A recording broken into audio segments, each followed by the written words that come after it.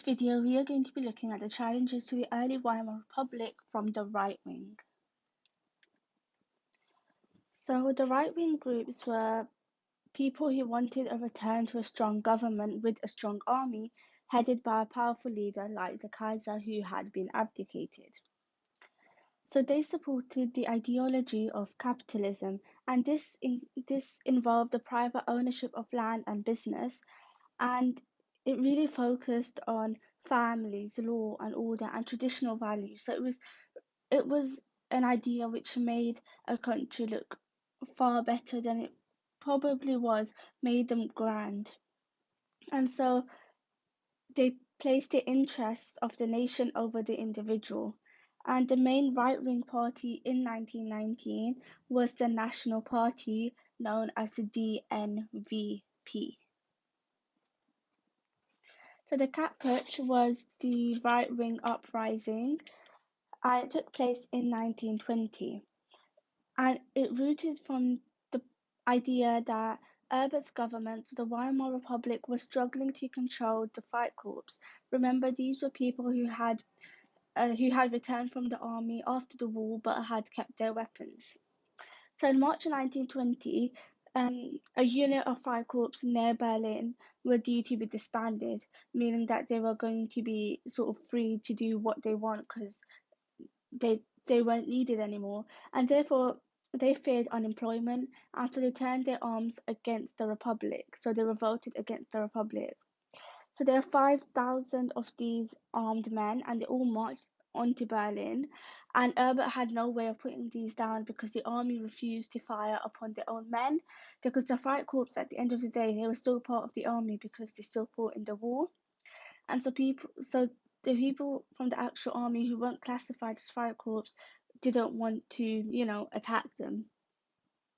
And so the rebels soon controlled the city of Berlin.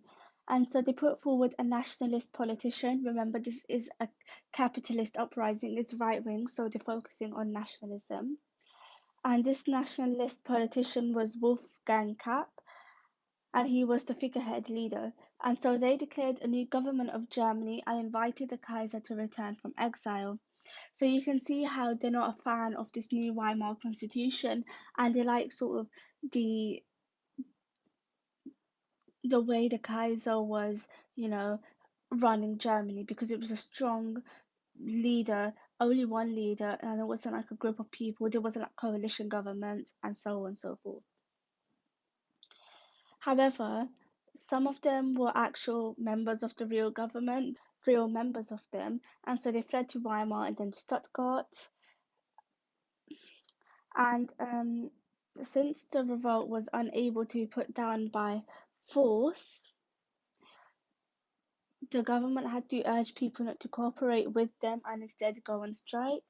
And so many workers did oblige because they didn't want to see the return of the Kaiser, because the way Germany was running now was much better than ever under the Kaiser, because capitalist wasn't fair to everyone. Not everyone got equal amounts of wealth.